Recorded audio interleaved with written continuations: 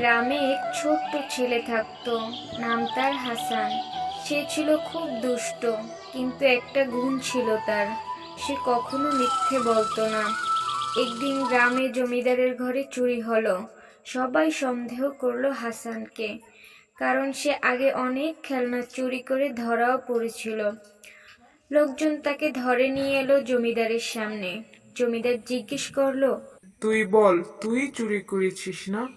হাসান চোখের পানি মুছে বলল, আমি দুষ্ট কিন্তু চোর না, আমি সত্য বলছি, আমি করিনি। সবার সামনে সে সাহস করে সত্য বলায় জমিদারের মন গলে গেল।